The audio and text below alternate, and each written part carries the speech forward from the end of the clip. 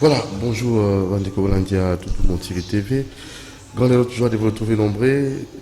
Vous allez toujours s'abonner à tout le monde Thierry Télévision. Alors ça nous fait du bien et nous vous demandons de vous abonner encore et encore davantage pour avoir des informations vraiment réelles, vraies, vérifiables à la source. Ça c'est très bien. Aujourd'hui nous allons recevoir pour vous une grande dame. Elle se nomme Madame Dorcas Nzumba. Elle est coordonnatrice de l'ONG Action Plus. Et avec elle, on va essayer comme ça d'en savoir plus sur ses activités et pourquoi pas aussi tout ce qu'elle a pu comme ça réaliser. J'ose croire que vous serez vraiment édifiés. Et vous allez aussi en faire de même. Vous allez soutenir les orphelins, les veuves.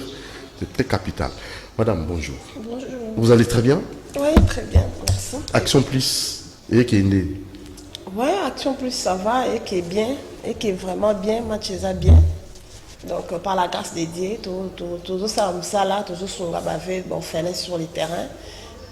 Bisous, tous allés ONG Action Plus, ONG, tout ce qui parle à personnes vulnérables. Donc, personnes vulnérables, les allés orphelins, rentrée scolaire, et en gros, tous ceux qui déjà sur le terrain, qui là orphelin, moi uniforme, moi sac, quand on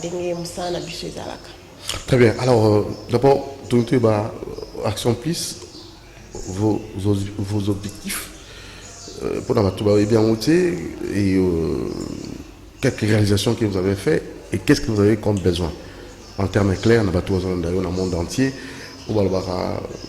Salam alam, ata monité.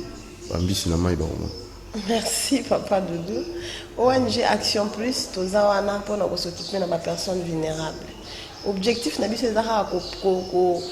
je peux dire objectif est d'aller que les femmes veulent retrouver les sourires. Donc ma femme veut retrouver parce qu'il va perdre en haut depuis très longtemps. Donc objectif à ONG Action Plus c'est pour moi si maman veut voir à retrouver sourire nae toujours travailler pour na essayer on a bango donc misala tout ça déjà sur le terrain tout travailler déjà belé sur le terrain tout continuer peu comme ça parce que nous c'est l'Action Plus, nous sommes plus sur le terrain tout ça la va descendre par-ci par-là tout sunga maman vu orphelin. Et donc dernièrement tout ça qui na commune à Kimbanté que juste pour aider les personnes vulnérables. Donc bref, je peux dire ça et tous on a besoin de partenaires, il y a bateau qui kosunga biso, kosunga orphelin, veuve, surtout orphelin la période où il y a rentrée scolaire et bana mingi bazana uniformité, kaité et c'est vrai gratuité ezali mais gratuité on a moi na olongana qu'on a été ka boa ke classe et c'est ngai moi cahier moi sac moi uniforme yo peut-être aux ba cahier na ndako ba carton ba cahier ou contacter biso na plus 243 81 31 990 15 plus 243 81 31 990 15 avec tout ce que vous avez tout est bakosunga ba orphelin la période où il y a rentrée scolaire. Alors oui, ça c'est la rentrée scolaire, mais vous avez quel programme na Angela Bino et terrain Yoponi. Là terrain Moro d'abord très compliqué parce qu'avec Vango au Miko ça déjà une sorte il y a effectif quoi effectif plutôt répertorié Bango orphelin au salipé Moussa voilà mais il y a aussi qu'on a besoin on va tout autres là parce que normalement le rond aussi charge il y a ministère affaires sociales et familles au bout du ministère on peut dans beaucoup pour ajouter alors nous nous dépasser au moins dans là bateau ko senga aveugle personne vivant avec handicap alors on a besoin maboka boyena bateau ko le kami tout cas mais là yo suka na terrain wana au début on a toujours mon là on mboka déjà ça pose problème. Merci Papa Doudou. On est biso na ONG Action Plus tous na ba programme tous na ba projet na biso ezali et tous na projet à court terme à moyen et à long terme. À court terme ezali o to salaka ndeto kitaka sur le terrain na ba descente to sunga ba mama veuve orphelin na mo mukiko to zara to pesa ba fufu masangu loso o ka ke mona naka tant kitaka wana ezaka et projet na biso à court terme. À moyen terme, tous un projet au créer un centre de formation. Tout l'accès na bango ndeni kotonga kusala mo musala pour bazala autonome. Et puis à long terme, tu peux créer un centre d'hébergement parce que ba orphelin mingi ba veuve ba personnes vulnérables bo mona rana mingi ba la na bon libanda bazana banda côté. Donc tout ça ba centre d'hébergement. Donc tout ça vraiment na yango tout ça vraiment on a besoin ya lisungi na bino bo sunga ONG Action Plus pour te bana ko aider ba personnes vulnérables. Et musala on les a makasi c'est vrai. Mais grâce à Bisson, surtout les longo, parce que boebi batouana, baza na besoin na biso, photo sunga bango. Kolobate que eza musala makasi ministère yemo ko kuta ko kate alors biso peto kangama boko. Non, eza na bateau baza na lisungi na biso. Eza na peso exemple, eza ba maman veuve mususu, azo luka 5000 francs.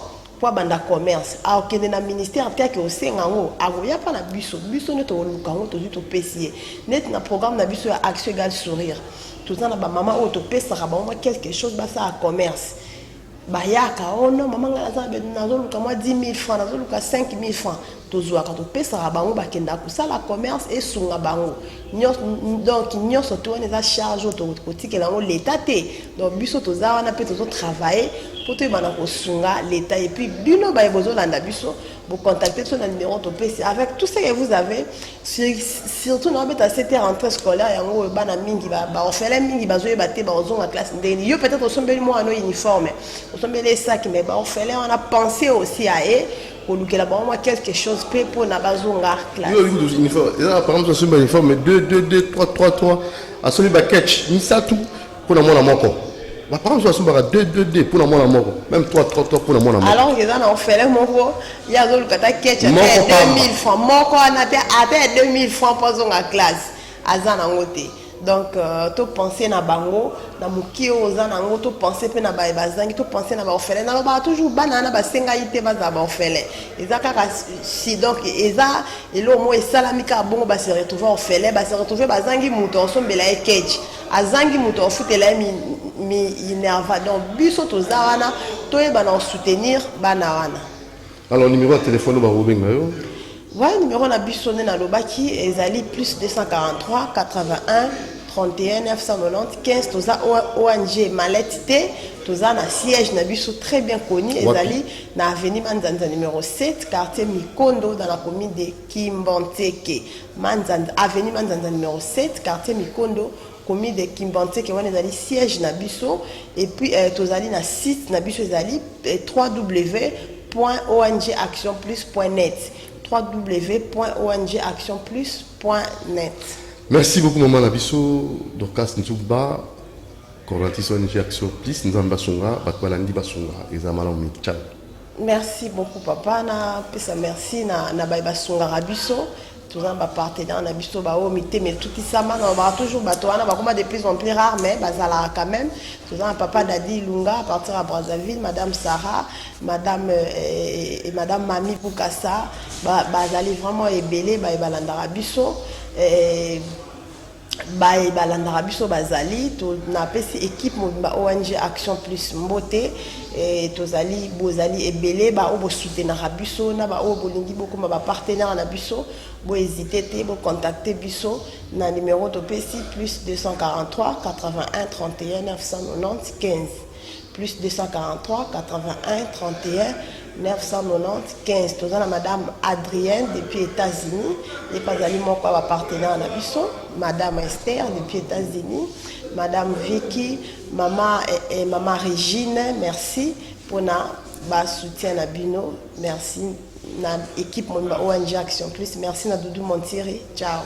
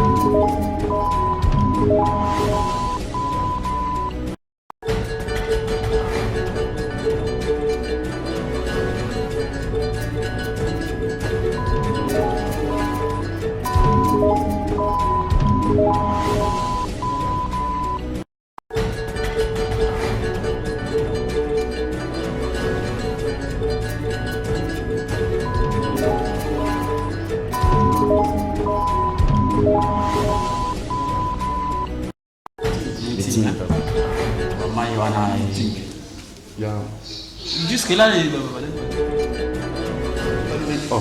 voilà, il y a Doudou Montiri Télévision, vous avez compris.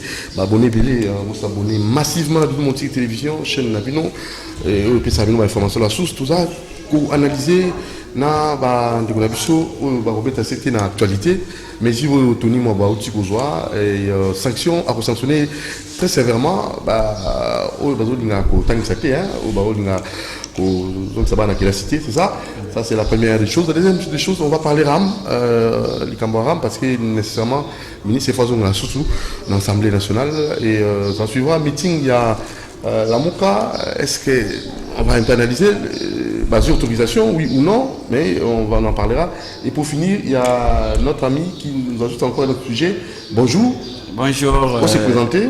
Ngaï, monsieur Gracia Conso, un éco-analyste politique. Alors, lui, il est sur le monde mais makamama isinga na lobango pollution au salima qui na rivière Chikapapé na rivière Kasai c'est déjà passé maman mais pas c'était plus de 3 millions je sais de la population maman Eve Akendaki oui mais là gouvernement OK à niveau moi je suis en fait on peut pas se présenter à 100% et en fait nous sommes maintenant au point à polluer payer c'est l'Angola qui doit payer. Il reconnaît ma la sali. Donc, le gouvernement, il faut pas évaluer bateau bakoufi et bateau bazaki, ma maladie, tout ça. Maintenant, c'est l'Angola qui doit donner le moyen nécessaire dans Mboka-Nabiso parce que ce sont eux qui sont comme ça, qui ont pollué notre rivière, nos rivières. Merci beaucoup. Il y a solo, il y a Doudou, il y a la Mupanzi Sangwa Maele. Non, on change de journaliste de l'information. Mais oui, naïbi yango. Mais principe, il y a pollueur PR. Donc, vous acceptez que 3 millions, il y a des Congolais, Bakoufa, Bazira, Tekino, Bakosela, jugement entre le gouvernement angola et le gouvernement congolais. C'est aberrant ça. Le problème c'est qu'on doit juste capitaliser. Je prends l'exemple, il y a Mukenzi, ok, na Mukenzi pa nous pai, n'est-ce pas, ba yolo, ba manga iwana.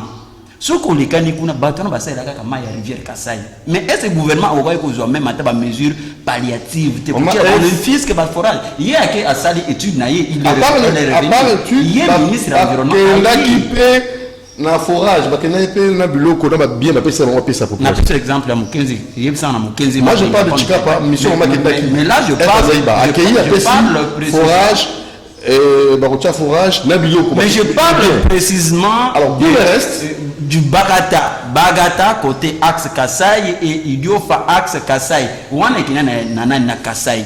Na Kasai oyo ya Chikapa. De l'autre côté et yina ngote. Et cette activité oh ya mabe ça de makinde c'est comme pas seulement là-bas banaki kutu banaki en amont et impacté l'influence il y a nature omoni balbi etambola lokola système quand vous polluez à gauche et que de la droite ça c'est vrai alors maintenant ça va s'en suivre parce que c'est pas du tic au tac maman a fait son travail nous battre la mission les restes et décision que vous avez maman Eve tango ayina ba résultat na lobby eza décision comme je suis gouvernement l'état congolais il faut gouvernement dans le secteur d'action humanitaire ba que ne fisque ba que nous kotungila bango ba forage de l'eau tuzana notable mnene oyo Alain Mawanda par exemple oyo tuzana le l'eau tuzo lukalo lenge kana ko ne fisque quelques tracteurs quelques forages na niveau ya mabenga ya pa no pai te ya Mukenzi y compris eza iloko moko ya malamu mais biso o problème ezali que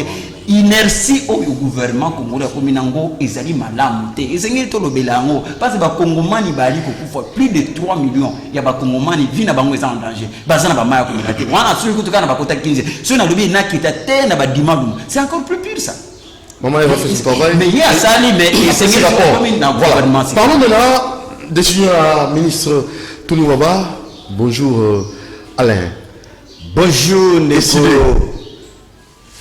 Doudou Montiri, les journalistes internationaux. Balandako partout, hein. Nalingako makasi parce que ozawo yozo sala mosa na ndenge longo bani. Mais tikana songa mokie na makamolobi mai. Ndeko nanga Doudou, kolobi ngo kitoko awa tango za poli na gauche, doit te répercuter. Le système n'est qui ça peut ça répercuter. Non qui ne connaît pas le makambu ya ya côté à Bagata bakasa ikuna nso. Mais n'est-ce qui ça peut mais la maïwana. Oyo batu musu ba bakate. Biso na qui ça tozaka na 4 usines ya régie des eaux. Na le batu plusieurs fois. Usine ya Makasi bien que Angile là qui exempté mais aussi usine ya Maluku na usine ya Lukunga et zo ramai na régie na fleuve mai wana bakinwa bamela yango ndeko na ngai yo yebi ndeko Chilombo ake awa na tribunal des Nations Unies esengeli ba pays oyo e agressa biso o babuya ko reconnaître génocide ya Congo mettons to kiana yango otanga rapport mapping basala cité esengeli ba futa biso plus de 10 milliards mais lelo yo eloko moko esala makate to rekamaka eloko moko te oyo kutu ba boma ba kongomani makile tanga Chilombo réclama yango te alors vous bongo oyo mai ebomi biso na poison moko retardé neto nanga na to ke bande ko nanga nzambe ka so batela biso en réalité gouvernement des missionnaires ba imposteur et kenda ko sunula congolais to ali ko ça fait pas confort ça ben imposteur non ce sont des imposteurs bato ba ko ya na pouvoir na hold up bakanisi ke bile ya moyibi faut ko continuer tu le vérité vérité de journe bile ya ba kongomani yango moni ba ko luka susu yango na 2023 mais ko lekati yona ke bonaso na mwaba a ko la volonté ya moto ya tindiye moto onani ndeko Chilombo basa ko bazo ko se ndeko Chilombo na konyokola ka ba congolais mwaba yo komiti na niveau ya ko ndeko intimider ba enseignant oyo batangisa yo eloko so pasa wana ba ndeko bele ba ko sala misala awa ba ko se ba biro na bango na parlement na parlement pas nani si balongolani enseignant o jour réclamer droit na ndeko na ngai dudu yo yebi ke awa na Afrique tozali ba dernier ya kozwa ba salaire d'appoint ya kozwa ba mbongo so tali mbongo salaire enseignant zwa kana Congo oyoki mawa salaire ko zwa kana biso salaire moko décente. Alors vous dites quoi tolobi boye les enseignants doivent être bien payés na yuto lo bango awa na bande kona biso ba balandi sur la radio principe moko ezalaka na enseignement c'est le principe d'intérêt et ça développé mingi na Amérique balobaka ke pas d'intérêt pas d'effort conséquence mauvais rendement très bien tala niveau enseignement komi tolelaka mobutu moi l'enseignement akena ko se verser au rabais du jour au lendemain à cause à quoi à cause de motivation so tali pyramide à Maslow banduko batanga yango bayebi na ba besoin nyoso Maslow Abraham alakisa biso ba enseignant bana difficulté ko matana 3 besoins pas pourquoi parce que mongo ba kozwa et ko permettre na bango te ba kene ko nouer debout du mois alors na ngai yo ndeko zo sala musala awo ba bengi Dudu Montiri awa mwana ba bengani ye mona lozani et bébé allez vous avez mis ça toi pour clore qu'est-ce que vous proposez tolobi boye ndeko Dudu si on est responsable, on vient en chemin et l'actif que vous avez hérité de votre prédécesseur. Bafuta enseignant mbongo na ye oyo akosenga batika ko intimider ye. Au cas contraire, baye être le président le commandant du peuple Sokoya pour barrer route makamyo sotukena. D'accord. Marc Falouma Didi, l'homme du peuple, le prophète politique, l'aigle national. Mais l'élection de Konangaï, Kalamingi, Théatou, Bissatou, Bateau, les bandes pour récupérer le pouvoir, parce que ça ne va pas. L'élection, de Konangaï, Bolinga, Temotako, Selomoka, Akosanate. Nous aurons des élections et de très bonnes élections en 2020. Vous croyez en Fachi? Toko croyez en Fachi, tu as dit que pour la biche à Libongo, parce que tu as l'élection pour la Fachi. Et que ça, l'élection, parce que tu as dit que le corps électoral doit être convoqué 90 jours avant la fin du mandat. Monsieur Franck, bonjour. Bonjour, monsieur Doudou Motiri. Votre réaction à chaud. Candidat député malheureux. À 2 reprises, 2011, 2018, vous votez à Doudou Motiri. Un candidat qui est Serge Kabongo, n'a voulu assaler campagne, va voter Daniel Safou. Azagi jaloux, jaloux. Il y a les Renati qui a réalisé une mission qui oui, Christelle Vanga, Babima, mais Doudou, Serge Kabongo, marketing et ma capacité. Voilà. Bon, je voudrais dire ceci. Moi, en tant qu'ancien de la régie des eaux, je connais l'eau, c'est la vie. Très bien. L'eau, c'est la vie. Problème, na landaka Maman Eve, ministre pays à affaires humanitaires. Na landaka ya kitati na chikapa. Les gars, na RTNC. Oui, na RTNC. Tout landa peut-être ya landa kiangote. Sauf que mayango lokole kenegi nzela bagiba ya partout. Il fallait payer peut-être balika côté nyosona. Mais la source côté pendé bandela na monaka ba membre du gouvernement parce que sur place. Donc il faut qu'on landa ba information. Oh ne ba uti koloba awa makamwa Tony Mwaba. Ah le big non. Tony Mwaba ne peut pas menacer ba enseignant. Droit na bango bako gréver. Mais j'ai dit ceci, grève et ça les marca na place ya musala. Bokoki kotika bana bango moko OK revendre pas na ndakuke non grève ceux qui bakutika ka ningona bako bengano na musala. Ces sanctions za ka ningona bako bengana. To lobi état des droits et pays ko respecter mi bako mboka. On va gréver ce musala. Oui, na place à musala. Là je suis. Mais moi je comprends Ndeko Ale, Aza opposant, il y a qu'on n'imagine jamais le roi bien. Bon, c'est ça, c'est ce que je dis. Il y a qu'on jamais condiment et le roi bien. Même les lots qui passent que nous avons sur les bandes, on a mis asphalté, Nzela ya Makanza. Non, mais na kuti bande ko muso et là on y bazo ça. Oh. Bazo asphalté na ngiri Makanza, on est côté. Finalement, la kaka, il voit tout en mal, hein? Tout en mal. Yangoune na kondanaka mingi bandeko ya IDPS lelo na pouvoir que tala bilo bozo sala tango kabila zaki o sala zo bonsela biso boulevard bino ko bien côté. Or il faut qu'on y m'a soki mutwani ça peut moi quelque chose de bien. Au monde mboka na biso na lobaka na batu, nous ne sommes pas comme à France, Belgique, États-Unis au président Yaka a Kouti Banzele Zalakana ngo asaika la politique peut-être il y a social et là il y a pas ça la mingiti. Même 5 ans au Bapé ça va président et pas na biso en Afrique. Ezamke pour nous réaliser. Ici tout est à refaire. L'hôpital on a zaki kota ngiringiri bazo bomsela nga mutu kana taille non Congo. Ngiringiri zakara ba nzela makadam pesé belité. Na keti côté makalabate mboko eza chantier. Mais si po ngai mutu na keneke intérieur makamwa ba enseignant. Yamone on baki solution il faut baluka ninge ya kobongisa. Ngana lobi po ngai il faut batala salaire. Enseignant qui Kinshasa il faut dans la salaire ya likolo parce que na outil intérieur, na outil lobi sa bango que intérieur enseignant des patrons. Na lobi na ba intérieur. Na lobi na yo Ndeko Doudou Motiri. Dernièrement, on a outil dans Luisa, côté à Délice Sanga. Dans le village, on a pas entreprise de Sarakate. Mais ceux qui vont foutre les enseignants, nous tous sommes pas enseignants. Merci. Alors, et pas enseignants. Meeting, il y a les 9. Oh, ok, excusez-moi. Oui, très rapidement. La solution. Merci beaucoup, Yadoudou. Juste dans 2 minutes. Il y a solo. Na relaxer le komoko na limona balakisi. Ah, zela na liko ya 2 minutes seulement. Alors, et là on a le bezali moko. Ouais. Tous allez na état de droit, c'est vrai ba o ba politicien, na li un éco-analyse politique. Donc na li différent na bango, moi je vois beaucoup plus les qualités.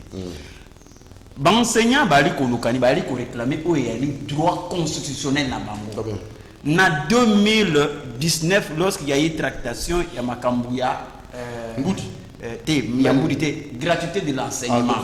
Bayebaki ko sala o babengi une commission bayebaki ko créer na bibwa. balobi à partir ya Bible na partir ya Bible balobi ba kofuta bantu to kofuta bino palier par palier na palier te to kofuta bino tana palier te non papa c'est 40 000 francs 40 000 francs palier liboso balobi il faut bafuta bango combien 40 000 francs 175 000 francs congolais wana palier liboso deuxième palier ah c'est quoi le gouvernement congolais azali na barrière ya combien de paliers il y a 2 paliers donc singale au moins so singale kofuta et singale ba futa déjà une affaire ya 400 ajoute singale ba ça les ba 400 et quelques. Le lot yonde qu'on a vu sur moi. C'est vrai à tel niveau il y a médiocrité. Comment ça?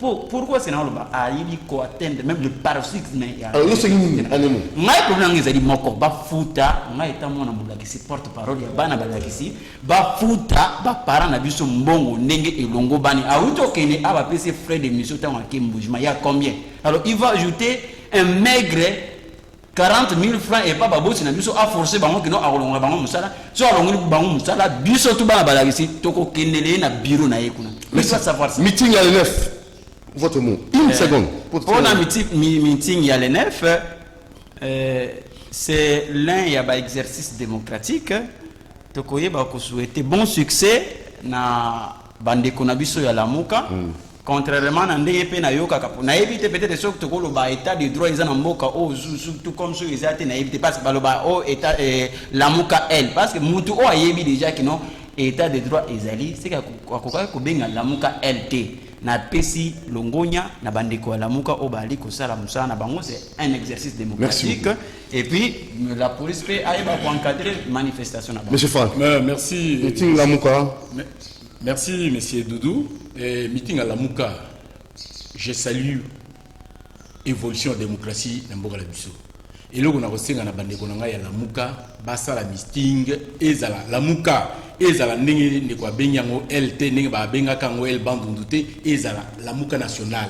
Discours, il y a un tribal, il y a toi s'attaquer dans votre hôtel et zalaté, ça sera une bonne chose. Il y a un meeting, ils doivent fixer, mais à la meeting, il y a ndenge batuzaki komona ba meeting batu basali meeting ba panzani sans problème sans problème c'est loko mutu sans s'attaquer na tribu tel ndenge to mona la muka souvent ceux qui a fait la meeting ils s'attaquent souvent dans ba tribu tel c'est ça que j'ai Alain la muka meeting ko finga beli karamingi ndeko Frank tika kabiosha hein na ebiki tant souvent école maternelle ya kabiosha hein et tika yango eza malamu te biso na la muka to finga kate biso pona biso la muka ce sont des valeurs que nous incarnons pona biso to le baka que 450 égale une seule nation pona biso to mona ka tribité na ndana posa na yebate que montira ya wapi Franck azali ya wapi na yebi que nous sommes tous congolais point bas mais autre ko lobeza nini meeting wana ezali faveur te d'abord ce que nous voulons préciser on ngobila prendre acte ngobila qu'ils prennent acte pas on a vu ces alliés meeting